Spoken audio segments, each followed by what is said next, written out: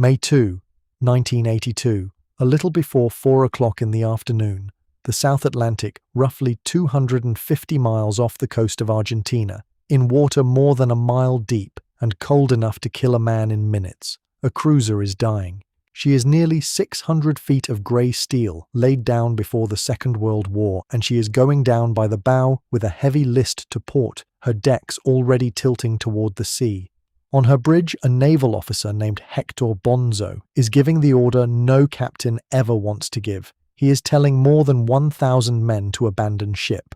Bonzo is a professional. He has spent his life in the Argentine Navy, and he knows this vessel the way a man knows his own house. He knows that she once survived the attack on Pearl Harbor.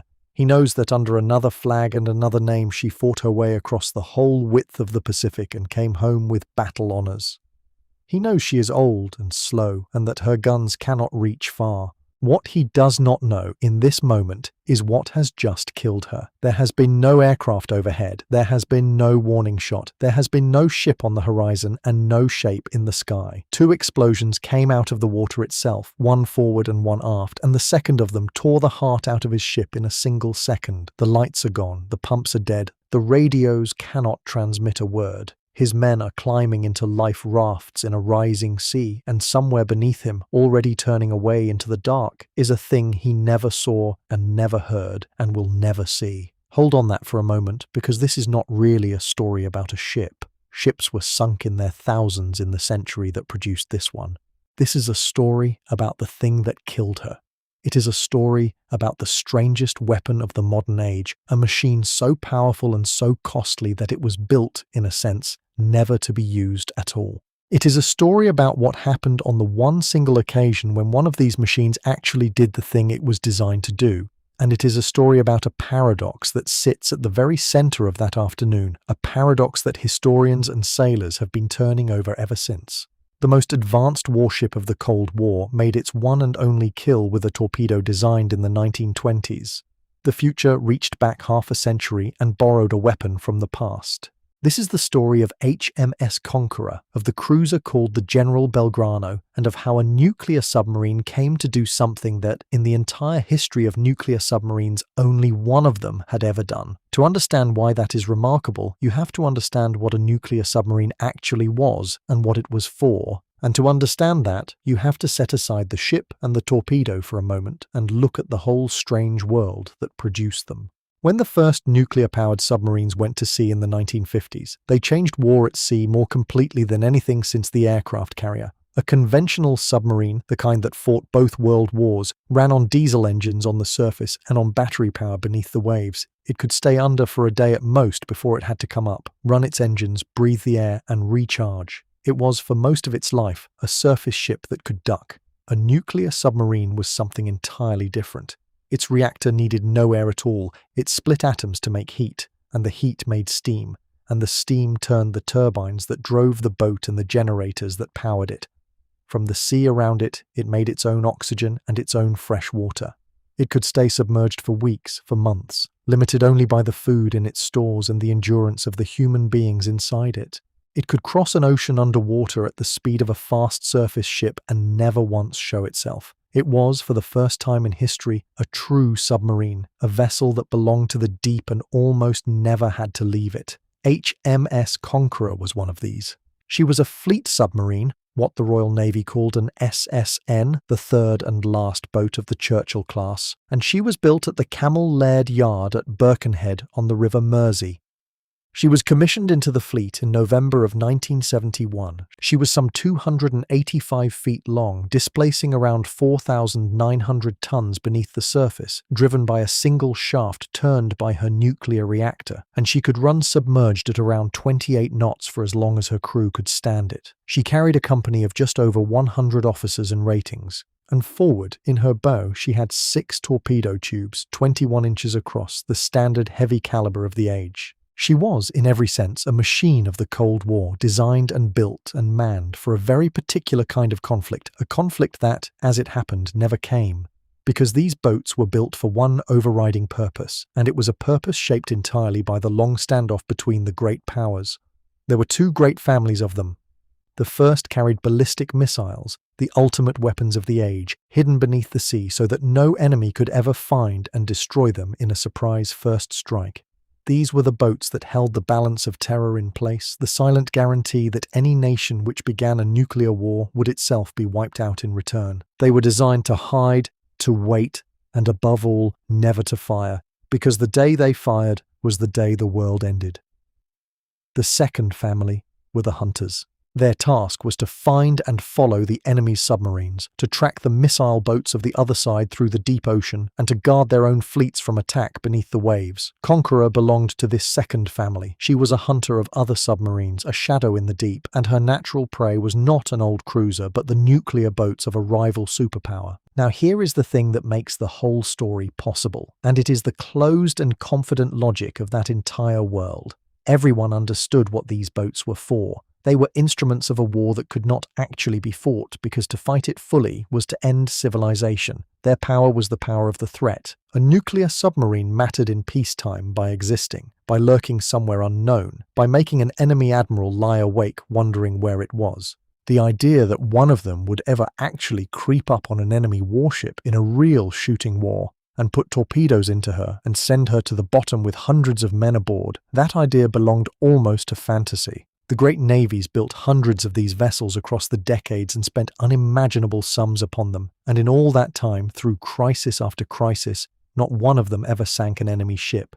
They shadowed, they hid, they played their long and secret games beneath the ice, but they did not fight because the whole point of them was to make certain the fight never came. That was the doctrine, and it was not foolish. It was the very thing that kept the peace. It simply had a single narrow flaw, which was that it had imagined every kind of war except the small one that was actually about to happen. For there was a second closed system at work that autumn in the southern hemisphere, and it too seemed rational and solid right up until the moment it failed. In April of 1982, a military government in Argentina, seeking to rally a restless nation behind it, invaded and seized the Falkland Islands, a small British territory in the South Atlantic that Argentina had long claimed as its own. Britain, to the surprise of many, chose to fight for them. It assembled a task force of warships, aircraft carriers, and troop ships, and sent it 8,000 miles south into the approaching southern winter. And around the islands, the British government drew a line. They called it the Total Exclusion Zone, a circle 200 nautical miles across, centered on the Falklands.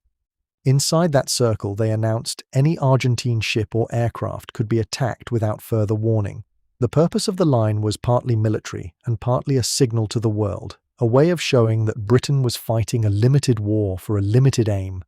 But it created in many minds on both sides a comfortable and dangerous assumption. It suggested that outside the line there was a kind of safety, that a ship which stayed beyond the circle, which did not cross into the forbidden water, was somehow beyond the reach of the war. This was never actually what the law of the sea said, and it was never quite what the British government meant, for London had also warned that any Argentine force which threatened the task force could be treated as hostile wherever it was found. Indeed, only days before the sinking, in the last week of April, Britain had formally told Argentina through diplomatic channels that any of its warships or aircraft which posed a threat to the task force would be liable to attack, wherever in the ocean they happened to be. But the comforting idea of the wall hung in the air all the same. It was a doctrine of an imaginary line drawn on a moving ocean. And it was about to be tested against a submarine commander who did not believe that lines on the sea meant very much at all. So we have a machine built for a war too terrible to fight, and a line on the water that promised a safety it could not really give. To break both of them at once required a particular weapon, a particular boat, and a particular man.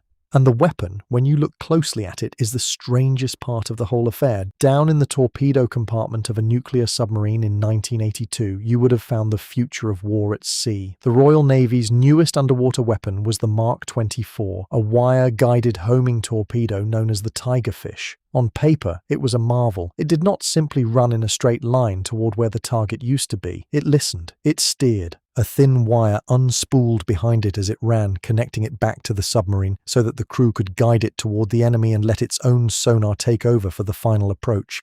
It was meant to be the weapon that made everything before it obsolete, the clever child of a clever age. But the Tigerfish had a problem, and the men who served with it knew that problem in their bones. It did not work very well. It had come into service late and troubled, only around the start of the 1980s. In trials, it had a habit of dipping as it left the tube and cutting its own guidance wire, going deaf and blind in the first seconds of its run.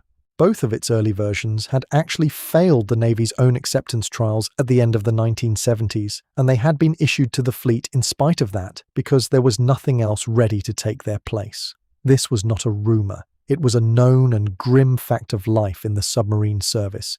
If you were a commander, and you had one shot at a real enemy in a real war, the Tigerfish was the clever weapon you were not at all sure you could trust. And so, racked in the very same compartment, older than most of the men aboard, sat the answer. The Mark 8 torpedo was a design from another world entirely. Its origins reached back to the middle of the 1920s, and it had entered service in 1927. It did not home. It did not listen or steer or think. It ran fast, and it ran straight along the course you set for it. A wet heater torpedo driven by burning fuel, and in its nose it carried a warhead of more than 800 pounds of high explosive. It was the torpedo that had armed British submarines through the whole of the Second World War. It was, by a wide margin, the most used British torpedo of that entire war, fired in its thousands against German and Italian and Japanese shipping across every ocean. It was simple, and it was heavy, and above all, it was reliable. It was the naval equivalent of a tool that has been in the family for generations, worn smooth with use, absolutely certain to do the one thing it was made to do. Here, then, was the choice waiting inside HMS Conqueror, the modern guided weapon that might fail, and the ancient straight runner that would not. It is a choice that tells you almost everything about the difference between what merely looks advanced and what is actually dependable, and it would fall to one man to make it. That man was Commander Christopher Wreford-Brown. He was a career submariner in his mid-30s, and he had come up through the service the hard way, serving in the guts of other men's submarines before he was ever given one of his own. He had been first lieutenant aboard more than one boat, and he had commanded a diesel-electric submarine before he took command of Conqueror. He carried himself with the particular calm of men who work in a machine where panic kills everyone aboard at once. He was not a showman. Submarine commanders rarely are. The trade selects for patience, for steady nerves, for the ability to sit in silence for hours and then make a single decision correctly. Years afterward, when a reporter asked him what it had felt like to do what he did, he gave an answer so dry it has followed him ever since. He said the Royal Navy had spent 13 years preparing him for such an occasion, and that it would have been regarded as extremely dreary if he had made a mess of it. That was the temperament. Underneath the flat English understatement was a professional who had trained his entire adult life for a moment he never truly expected to arrive. Conqueror slipped out of the great submarine base at Faslane on the west coast of Scotland in the first days of April, only days after the Argentine invasion. She dived into the deep Atlantic and pointed her bow south, and she made the enormous journey to the Falklands almost entirely underwater, more than 8,000 miles of it, in about 3 weeks. Think for a moment about what that means. A conventional submarine simply could not have done it. Not like that. Not submerged the whole way at speed. Only a nuclear boat could cross a third of the surface of the planet beneath the waves and arrive on station still fresh, still hidden, and ready to hunt from the moment it appeared. This was the one advantage that no other kind of submarine on Earth possessed, and it was the reason a British nuclear boat, rather than some older vessel, was the thing that reached the South Atlantic first and lay in wait for the enemy fleet. Her orders, when she arrived, pointed her at the most dangerous ship in the Argentine Navy, an aircraft carrier called the 25 de Mayo. A carrier could launch aircraft against the British task force from far out to sea, and finding and neutralizing her was a first priority. But the carrier proved elusive, slipping away into the vastness of the ocean.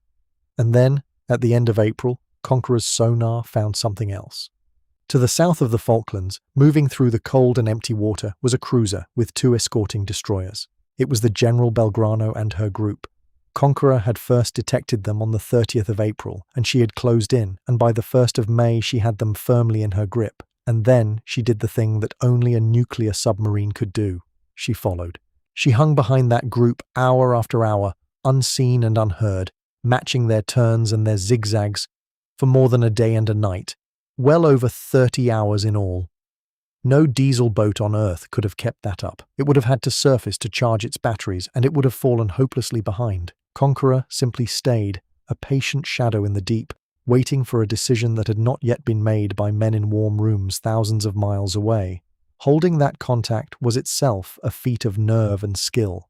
The submarine had to stay close enough to keep the enemy fixed on her sonar, yet never so close that a chance turn or a stray sound would give her away. Hour after hour, through the day and through the long southern night, the crew tracked the cruiser and her escorts by the noise of their propellers alone, plotting every change of course and speed, while the men who might at any moment be ordered to kill or to be killed went quietly about their watches. It is the hardest and least celebrated work in all of warfare, this patient hunting in the dark, and Conqueror did it flawlessly. Before we follow that decision, it is worth pausing to name the men who did this kind of work, because their trade is among the least visible in all of warfare. The submariner fights in a sealed steel tube with no view of the sea and no glory in the doing of it.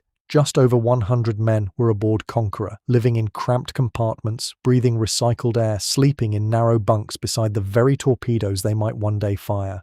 They endured the boredom and the tension and the total isolation of a long submerged patrol, cut off from home, from news, from daylight itself, for weeks on end. If a video like this one keeps their memory alive for even a few more people, that is worth something. A single tap of the like button helps carry this story a little further to a few more people who ought to know it. It costs nothing, and it matters more than it should. Now step back with me and ask the larger question, the one the title of this story really points at.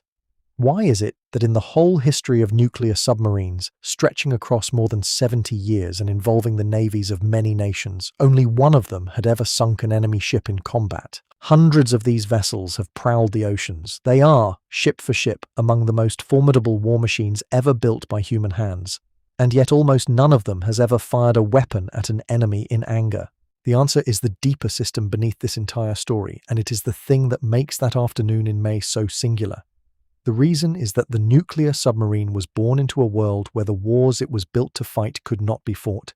It was created for the confrontation between the great powers, and that confrontation never became a shooting war, precisely because both sides possessed weapons that made a shooting war into mutual suicide. The nuclear submarine, in other words, spent its entire existence deterring a war rather than fighting one. It was a chess piece so powerful that its mere position on the board changed the whole game, so that it never actually had to be moved in for the capture. The boats that carried missiles hid and waited for an order that, thank God, never came. The hunter boats stalked one another in a deadly game of shadows that stopped, always, just short of violence. A submarine trailing a submarine trailing a submarine, each listening to the others in the black water, none of them ever permitted to shoot. The whole vast machine of underwater nuclear power was a machine of threats, of positioning, of silence. It was built to make war between the great powers unthinkable, and to a remarkable degree it succeeded.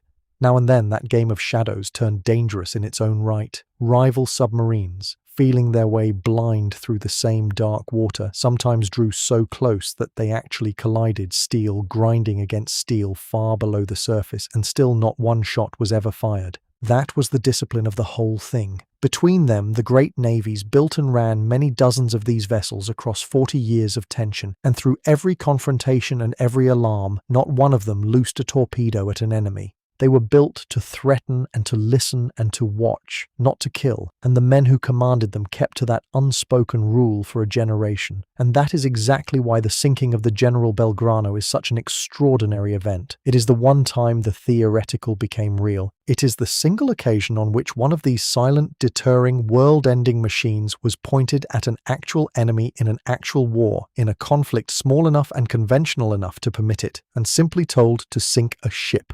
It required a very particular set of circumstances to come together.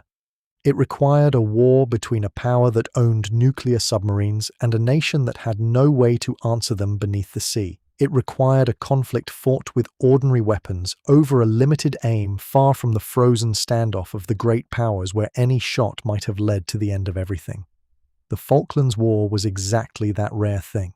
And into it sailed a vessel designed for a completely different and far more terrible purpose. The instrument built for the apocalypse was handed, for one grey afternoon, a job left over from an older and simpler kind of war. That is the paradox at the centre of everything, and it is why this single kill stands so utterly alone in the record. There is one more thing worth knowing about the ship waiting in Conqueror's sights, because it deepens the strangeness of the whole encounter, and it reaches straight back into the war that the older members of this audience will know best.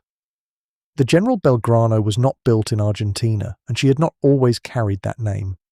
She began her life in the United States, launched before the Second World War as the USS Phoenix, a light cruiser of the American fleet. She was commissioned in 1938, and on the morning of December 7, 1941, she lay moored at Pearl Harbor when the Japanese carrier aircraft came out of the sky. All around her, the great battleships of the Pacific Fleet were being torn apart and set ablaze. The Phoenix came through it untouched. She steamed out of that burning harbor undamaged, and she went on to fight through the entire Pacific War from one end of that immense ocean to the other, earning 9 battle stars before the fighting was done. She screened invasion landings and traded fire with the enemy from the waters off New Guinea to the Great Campaign to retake the Philippines, a long and hard war record that few ships of any navy could match. She survived the single most famous surprise attack in the history of naval warfare. After the war, the Americans no longer needed her, and Argentina bought her in the early 1950s and gave her a new name, in time the name of Manuel Belgrano, a hero of Argentine independence. She was modernized in the 1960s, fitted with British anti-aircraft missiles, though by 1982 her main guns were old, her range was short, and her American radar and sonar were increasingly hard to keep running. And so the ship that had lived through Pearl Harbor, the ship the Japanese could not sink, came at last to her end 4 decades later in the freezing South Atlantic, killed by a weapon from her own generation, a torpedo very nearly as old as she was. Aboard her on her final voyage were more than 1,000 men, and among them were more than 400 young recruits, conscripts many of them, boys really, who had joined a crew that had thought itself, that day, to be outside the war. Remember them, because in a little while the sea is going to come for them. Everything now turned on a decision, and the decision did not belong to Wreford-Brown. Under the orders he held, he could not simply attack. The General Belgrano was outside the total exclusion zone, that circle drawn around the islands, and the rules under which the submarine operated did not permit an attack on a warship beyond it. So the question went up the chain, from the submarine to the fleet headquarters at Northwood outside London, and higher still, all the way to the top of the British government. On the 2nd of May, the small group of ministers running the War Cabinet, gathered at the Prime Minister's country residence at Chequers. Margaret Thatcher was there. Her most senior commanders had brought a request. The head of the fleet and the professional head of the whole armed forces wanted the rules changed. They wanted permission for British submarines to attack Argentine warships wherever they found them, inside the zone or out. Their reasoning was rooted in fear, and it was a reasonable fear. The Belgrano and her escorts were not sailing alone in the world. To the north was that missing aircraft carrier, and the whole picture the British commanders saw was of an enemy fleet manoeuvring to close in on the task force from 2 directions at once, a pincer. The cruiser, though old, carried guns, and her 2 escorting destroyers carried deadly French-built anti-ship missiles of the very kind that Britain most feared. To a British admiral responsible for thousands of lives and a handful of irreplaceable ships, the exact position of the Belgrano relative to a line on a chart mattered far less than the threat she represented, and far less than the plain fact that at that moment Conqueror had firm hold of her and might not have her in an hour's time. Submarines lose contact. The carrier had already slipped away once. Indeed, the admiral commanding the task force out at sea was so anxious not to lose this cruiser as well that he had already tried to order the attack on his own authority before the rules of engagement allowed it, and had been overruled from London until the decision could be taken properly at the very top of the government. The commanders did not want to lose this cruiser and then have to meet her guns and her escort's missiles somewhere in the dark. So they asked, and at Chequers the War Cabinet agreed. The rules were changed. The order went out. It did not reach Conqueror quickly. The submarine, running deep, could only receive signals at certain set times, and a fault with the aerial she used to catch those low-frequency transmissions meant that the new order took several hours to arrive. When it finally came through, in the afternoon, Wreford-Brown at last had his freedom. He had the target. Now he had only to make the choice that had been waiting for him in the torpedo room since Scotland. He chose the old weapon. He chose the Mark 8. His reasoning, set down at the time, was exactly as cold and clear as everything else about him. He would use the Mark 8 torpedoes, the reliable straight runners with the heavy warheads that could smash through a cruiser's armoured side. He knew what the Tigerfish might do, and he was not going to stake the one shot of his career and the safety of his own boat and crew on a weapon he did not trust. If something went wrong, If the escorts came at him and he could not work his way into a clean firing position, then, and only then, would he fall back on the guided torpedo as a second resort? But for the shot that actually mattered, he wanted the tool that would not let him down. So he passed over the future and he reached for the past. He brought Conqueror in close. Closer, in fact, than the manuals really called for, to a range of about 1,400 yards on the cruiser's port side. At that distance, a straight-running torpedo had almost no time in which to be evaded and almost no chance to miss. The boat went to action stations. In the control room, the tension was the particular kind that only submariners know. Absolute quiet and absolute focus. Every man doing his job with his hands and his mind while his stomach turned slowly over. The firing solution was set. The tubes were made ready. And at 57 minutes past 6, by the clock at Greenwich, a little before 4 o'clock in the afternoon in that grey southern light, Commander Wreford-Brown gave the order, and 3 Mark 8 torpedoes left the submarine, spread in a fan, running fast and true across 1,400 yards of cold water toward a ship that never saw them coming. The run took less than a minute. Aboard the Belgrano, life was going on in the ordinary way of a ship at sea. It was near the change of watch. Men were moving through the vessel, crowding into the mess spaces, some coming off duty and some going on, hundreds of them gathered together in the very compartments the torpedoes were racing toward. There was no sonar sweeping the water around the cruiser. On that leg of the voyage, her watertight doors were not fully closed. She was a ship that believed, on some level, that she was outside the war. The first torpedo struck forward near the bow, tearing a great section of it clean away. It was a terrible blow, but by itself it might not have been fatal. The bulkheads behind held, and a ship can sometimes live through the loss of her bow. It was the second torpedo that killed her. It struck aft, just behind the armoured belt, and it detonated deep in the machinery spaces at the worst possible place and the worst possible moment. The explosion ripped upward through the decks, through the crew compartments where so many men were gathered, and in that single instant it took the lives of most of the men who would die that day. It knocked out the ship's electrical power completely, and with the power went everything else. The pumps that might have fought the flooding could not run. The radio that might have screamed for help could not send a word. In 1 second, the General Belgrano was changed from a warship into a dark and silent hulk, flooding, listing, and settling into the sea, full of trapped and dying men. A third torpedo ran on into the distance, and by some accounts it reached one of the escorting destroyers at the very end of its run and struck her without exploding, its force already spent. The escort felt the dull blow against her hull and did not understand what it was. What followed was a tragedy played out in freezing water and gathering darkness. Captain Bonzo saw at once that his ship was lost, that she was flooding and heeling over and beyond any saving, and about 20 minutes after the torpedoes struck, he gave the order to abandon her. His crew, to their great credit and to his, carried it out with discipline, getting into the life rafts in good order, even as the deck tilted away beneath their feet. But the sea was rising, the weather was worsening, and there was a crueler fact still. The escorts did not at first understand what had happened. In the confusion of the moment, they had lost contact with the Belgrano, and they had seen no distress signal because she had no power left to send one. They initially moved away, hunting for the unseen submarine, dropping depth charges into the empty water. By the time the true scale of the disaster became clear to them, night had fallen, the rafts had scattered across miles of open ocean, and men were already dying of their wounds and of the terrible cold. The rescue, when it came, was a long and desperate business spread over several days. Argentine and Chilean ships combed the freezing water, and in the end, they pulled some 770 survivors from the rafts, many of them close to death from exposure, but 323 men did not come home. It was the greatest single loss of life of the entire Falklands War on either side. It was very nearly half of all the Argentine dead of the whole conflict, gone in one afternoon in one attack from one submarine. Many of them were those young recruits, the conscripts who had crowded the mess decks at the change of the watch.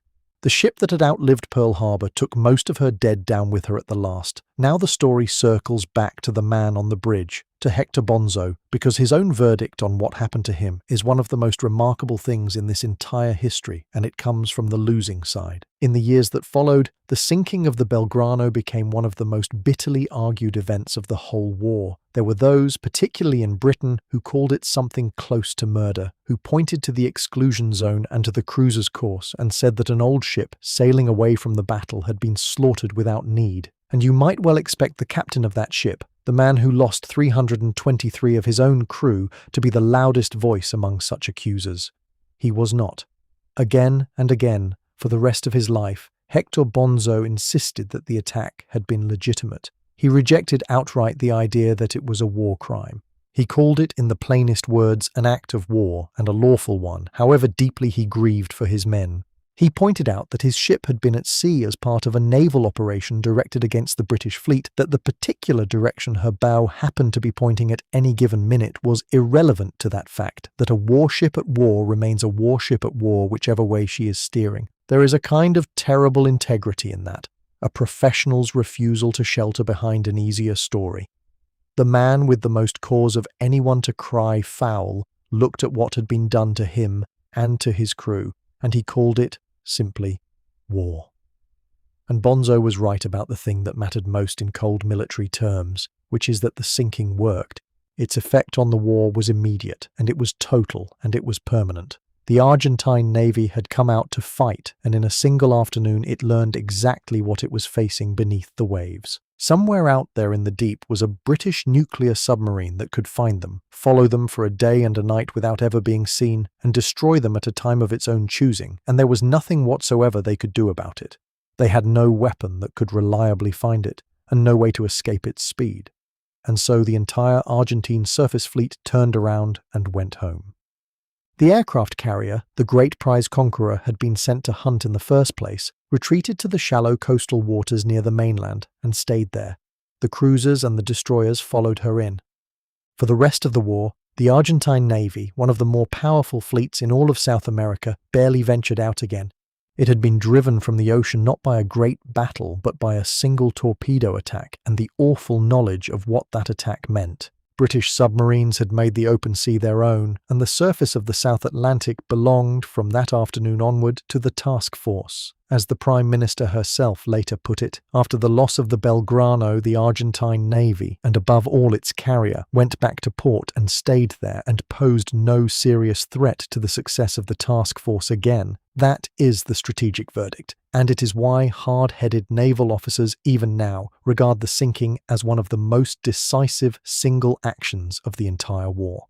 One boat, invisible, changed the whole shape of the conflict at sea in an afternoon, and then never fired her torpedoes in anger again. But the story did not allow the British side any easy sense of triumph, and it is important to say so, because what came next was the price paid in return. Just 2 days after the Belgrano went down on the 4th of May, an Argentine aircraft found the British destroyer HMS Sheffield and struck her with a French-built sea-skimming missile, the same family of weapon that the Belgrano's own escorts had carried. The Sheffield caught fire, and after a bitter fight to save her, she was abandoned, and later she foundered while under tow. British sailors died aboard her. The war at sea was not a one-sided affair, and the men of the task force learned, in the space of 48 hours, both what their submarines could do to the enemy and what the enemy could do to them. The ocean took lives from both sides in that first week of May, and no one who was there mistook any part of it for glory. Here we should answer directly the question this whole story set out to ask, and answer it honestly, without the flattening that so often creeps into tales of war. Why did HMS Conqueror do the thing that no other nuclear submarine had done? The answer is not that her crew were braver than the crews of other boats, though brave they certainly were. It is not that her commander was more skilled than every other submarine commander alive, though he was very skilled indeed. The answer is structural, and it is a matter of a rare circumstance meeting a unique capability.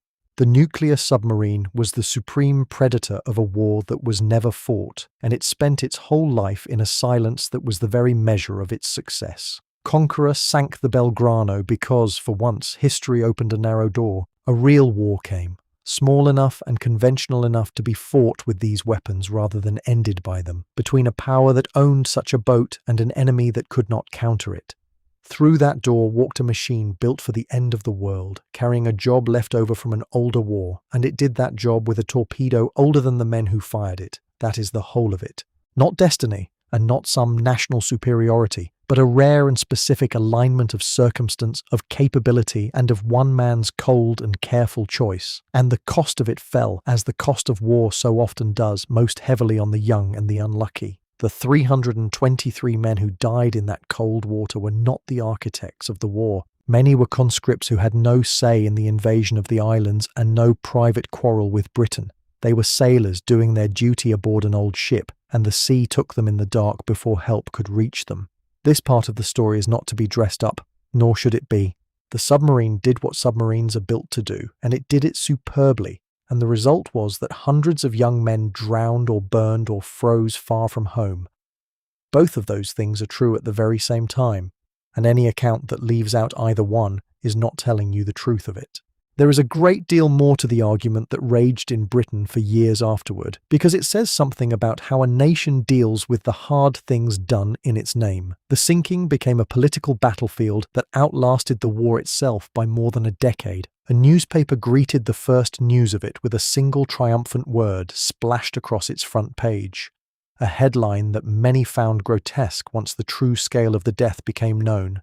And the paper's own editors quietly softened it in later editions of that same morning as the casualty figures came in. A member of Parliament named Tam Dalyell pursued the government relentlessly for years, convinced that ministers had misled the country about the cruiser's course and about the timing of the decision to attack. A senior civil servant in the Ministry of Defence named Clive Ponting came to share those doubts, and he leaked official documents about the affair to Dalyell, and he was put on trial for it under the Official Secrets Act. The judge as good as directed the jury to convict him. The jury refused. They acquitted him in what became a famous verdict, seeming to feel that a man who told the public an uncomfortable truth had not truly betrayed his country, and the case helped push Britain in time to rewrite that very law. There was a further strand to the controversy, and it concerned the timing of the whole affair. In the very days around the sinking, a peace plan was taking shape, worked out by the President of Peru together with the American Secretary of State, an urgent attempt to halt the war before it grew any larger. Critics of the government argued that London must have known such a plan was in the air, and that to sink the cruiser at that exact moment was to slam the door on a real chance for peace. The British government always maintained that the details of the Peruvian proposals had not reached the War Cabinet at Chequers until after the attack had already been ordered, and that in substance those proposals closely resembled an earlier plan that Argentina had already rejected. After the war, a formal committee of inquiry, led by a senior judge, examined the government's handling of the crisis. It is often assumed that this inquiry sat in judgment on the sinking itself. It did not. Its task was to weigh whether the government could have foreseen and prevented the invasion of the islands in the first place, and on that narrower question it broadly cleared the government of blame. The torpedoing of the Belgrano lay outside the terms of what it had been asked to examine, a distinction that was frequently lost in the long years of argument that followed. Even the submarine's own control room log, the ordinary written record of her position and her course through those crucial hours, later went missing and was never satisfactorily explained. Ministers told Parliament that it held no tactical information of importance, that the boat's operational account was preserved separately in the captain's own narrative, and that an inquiry had simply failed to find the missing book. To the government's critics, the disappearance of that one record, at the very centre of the dispute over where the Belgrano had been and where she had been heading, looked far too convenient to be an accident.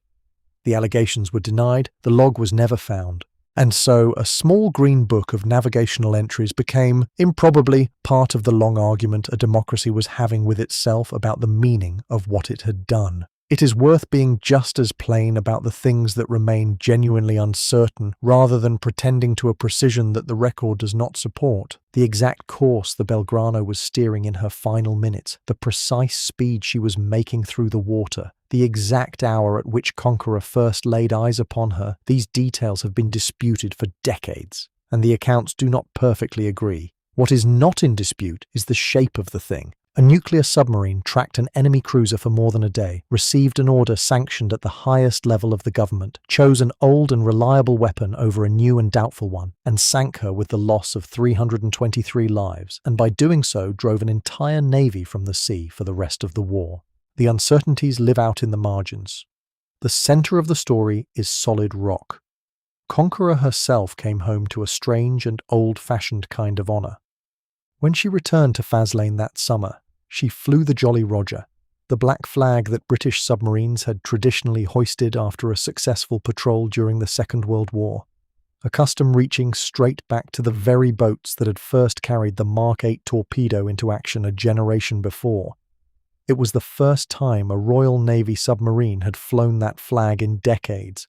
Stitched onto it were symbols marking what she had done, among them the silhouette of a cruiser for the ship she had sunk. That flag is kept to this day in a museum of the submarine service, a small piece of black cloth that records one of the most singular acts in the history of underwater warfare. And here is a detail that returns us to what these boats were really for. That same summer, only weeks after her return from the South Atlantic, Conqueror went quietly back to sea on a mission of the older, secret kind that was truly her trade. In a daring covert operation, she slipped into dangerous northern waters and stole a length of advanced Soviet underwater listening equipment, a long-towed array of hydrophones, cutting it free from the vessel that was towing it and carrying it away undetected. The operation stayed hidden from the public for many years, but it tells you the truth of a boat like Conqueror. The real life of such a vessel was the shadow work, the espionage, the silent and patient games of the Cold War played out in the deep and the dark. The sinking of the Belgrano was the one loud afternoon in a career otherwise spent entirely in silence. She was paid off and taken out of service at the end of the decade, her strange distinction intact, and for many years afterward she lay quietly waiting to be broken up. The men at the heart of it lived on and made their peace, each in his own way. Christopher Wreford-Brown went on to command other submarines, and later a surface warship and a squadron of frigates, rising in time to the rank of captain before he retired to a quiet life ashore. He carried his dry understatement with him to the end, and he never seemed to seek any glory from the thing that had made his name known around the world. Hector Bonzo devoted much of the rest of his life to the survivors of his ship and to the memory of the men he had lost. He gathered the survivors together into an association. He helped to set down their story in writing, and he insisted always that his crew be remembered with honor and that the truth of the sinking be told plainly and without bitterness on either side. He died in Buenos Aires in the year 2009, in his mid-70s, having spent his last decades as the faithful keeper of his crew's memory, and having said more clearly than almost anyone else involved that what happened to his ship was war, and that war was a lawful and a terrible thing at once, and that the men who died deserved to be mourned rather than argued over. For more than 40 years after that afternoon, the record stood entirely alone, and it seemed as though it might stand alone forever. In all the decades that followed, through every crisis and confrontation around the world, no other nuclear submarine anywhere sank an enemy ship in combat. HMS Conqueror remained the single exception, the one boat in all of history that had actually done the thing that every one of these vessels was built to do, and that not one of the others ever did. It became a kind of grim answer to a trivia question, a fact that surprised people whenever they first heard it, that the most powerful class of warship ever devised had, across its entire existence, sunk exactly one enemy vessel in battle, and that it had done so with a torpedo from the age of the biplane. And then, in the spring of the year 2026, the long solitude of that record finally ended. In an entirely different conflict in another ocean far from the South Atlantic, an American nuclear submarine sank an enemy warship, closing a record that had held unbroken for 44 years. When it happened, the naval world reached at once for the obvious comparison, and the single name that came up, the only true precedent that anyone could point to, was HMS Conqueror and the General Belgrano in 1982. But there was a difference between the two events worth noting, a difference that closes the circle of this whole story in a way that is almost too neat to believe. The American boat made its kill with a modern guided torpedo, the very kind of clever, homing, wire-steered weapon that Wreford-Brown had distrusted and deliberately set aside all those years before. The future had at last caught up with itself. The guided torpedo had finally done in combat what the guided torpedo was always meant to do, but it had taken 44 years to get there. And until that day, the only nuclear submarine ever to sink a ship in battle had done it the old way, with a straight-running weapon designed before the Second World War, chosen by a commander who trusted the tools of the past over the promises of the present. That is why this story is worth telling, and worth telling carefully and telling true. It is not a tale of a wonder weapon or of a clean and bloodless victory. It is the story of the one afternoon when the most futuristic machine of its century was handed an old and bloody job and reached back half a century for the tool to do it. It is the story of a ship that outlived Pearl Harbor only to die in the freezing South, and of the hundreds of young men who went down into the cold with her.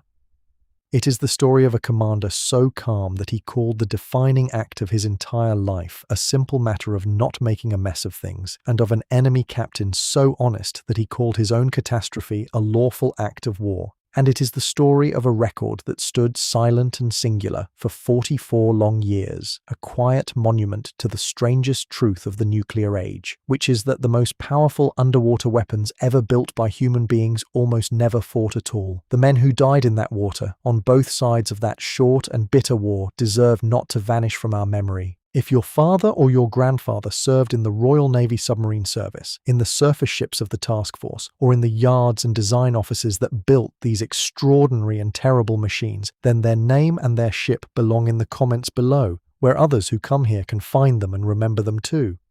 That is how the memory survives, passed from one person to the next. And if these stories matter to you, the ones about the rare and the singular and the human cost hidden away inside the machinery of war, then stay with this channel for the next one, because there are more of them, more moments when the impossible became real for a single hour and then passed back into silence. The General Belgrano went to the bottom of the South Atlantic on the 2nd of May 1982, and for 44 years the boat that sank her stood entirely alone in the history of the world. Some of the men who lived through that day are still with us. Some of them may be reading these very words. Their memory now is in our keeping.